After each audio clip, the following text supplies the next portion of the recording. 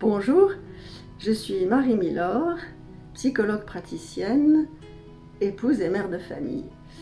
Et professionnellement, j'ai eu la chance de travailler un peu avec tous les âges, depuis les plus grands prématurés jusqu'aux personnes très âgées.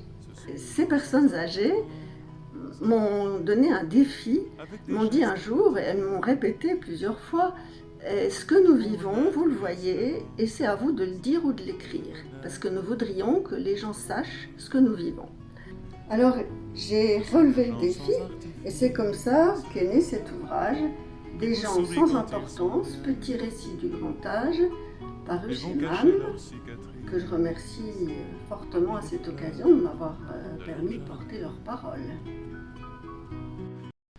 Ce livre rassemble un ensemble d'anecdotes toutes véridiques qui sont très proches de ce que vivent les familles, les gens âgés, les soignants, avec parfois vous trouverez des récits émouvants, attristants et parfois joyeux et pleins d'humour. Et chacun sera sensible à l'un ou à l'autre. Chacun pourra un petit peu mener sa propre réflexion à partir de ce qu'il aura lu.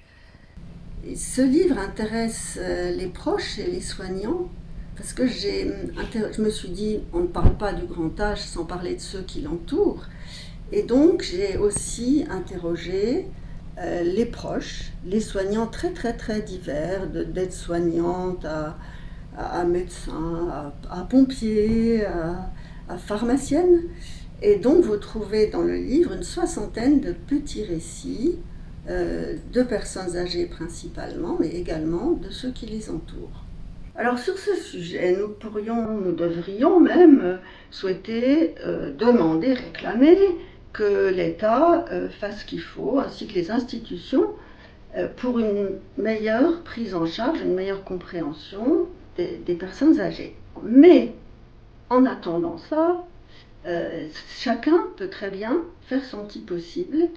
Un couple de 90 ans m'a écrit ceci: en lisant votre livre, nous nous sommes dit, finalement, à 90 ans, nous sommes encore chez nous, quelques petits soucis de santé, mais pas trop graves.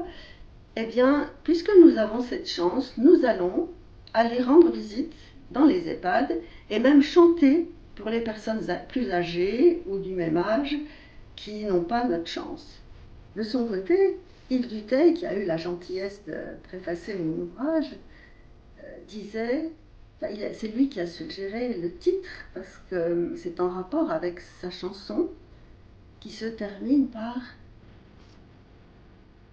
à tous ces gens sans importance avec lesquels on est si bien, qui font renaître l'espérance et sans lesquels on n'est plus rien.